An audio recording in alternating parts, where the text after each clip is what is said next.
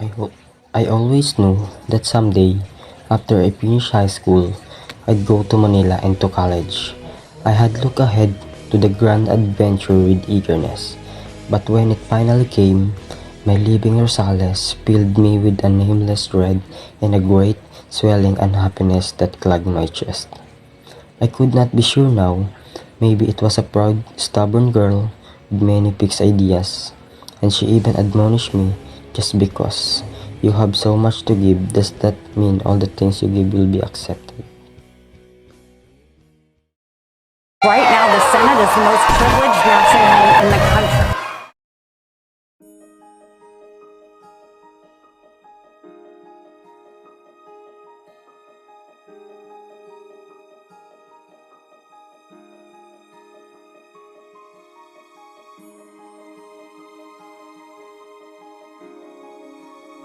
I always had silver coins in my pocket, but that March afternoon, after counting all of them and the stray pieces, I knew I needed more.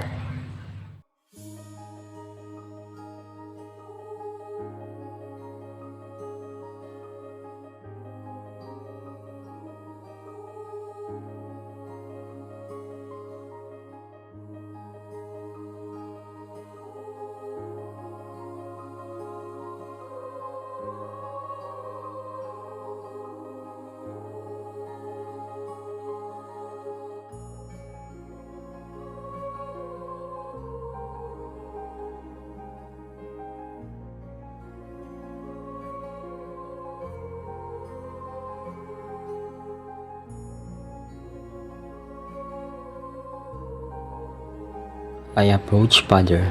He was at his working table, writing on a ledger, while behind him, one of the new servants stood erect, swinging with a palm leaf over Father's head.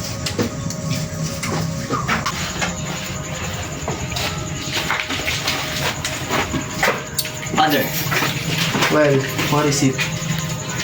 I'm going to take my classmate to the restaurant this afternoon.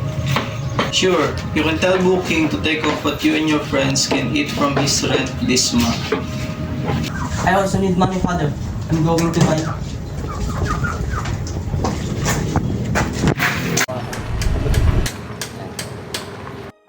At Chanchai's store, there was a boy with a stick of candy in his mouth, a couple of men drinking beer and smacking their lips portentously, and a woman haggling over a can of sardines.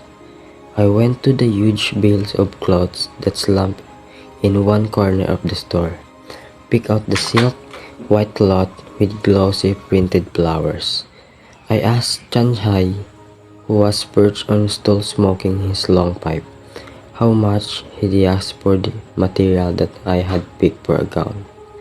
Chanchai peered at me in a surprise. He said, 10 pesos.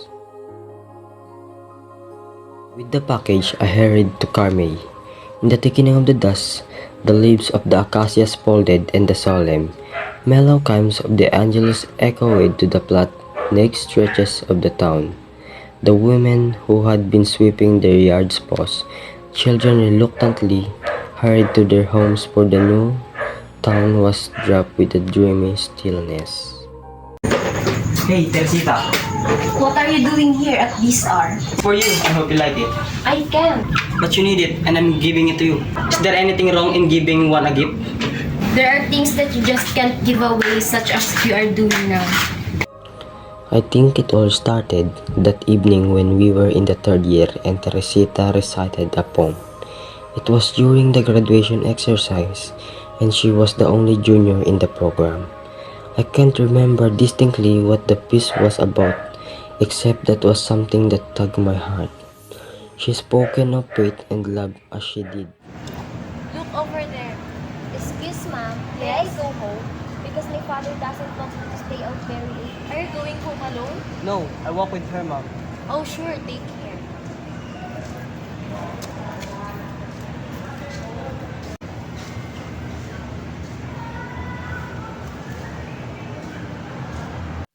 Let's go home. I live very far. I know, I've been there before. You will be very tired. We didn't go home immediately. after the program for a dance in honor of the graduation followed. Miss Santillan, who was in charge of the refreshment, asked me to wait for her so he would accompany when he'd go home. Teresita helped serve refreshment as usual. I sat on one of the school benches after I got tired watching the dancers file in and out. When most of them had eaten, Teresita asked permission from Miss Santillan to leave. We talked more about ourselves, about where Rhoda Holmes resided, and finally reached her house near the river that moored as it cast course over reeds and shallows. We went up the house. Her father was already asleep. In fact, he was snoring heavily. At the door, she bade me good night and thanked me. After the long conversation about living in the city, we finally go to Teresita's house. Feeling ka?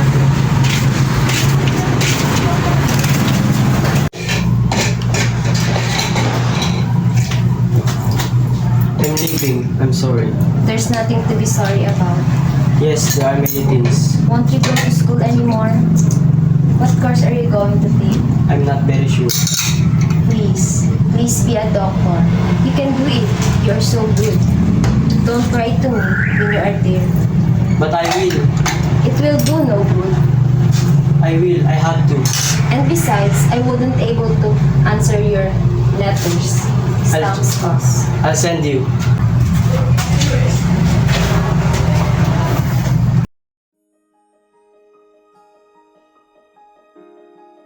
The smile on her face grew one, but anyway, she went down the flight and walked with me as far as the gate.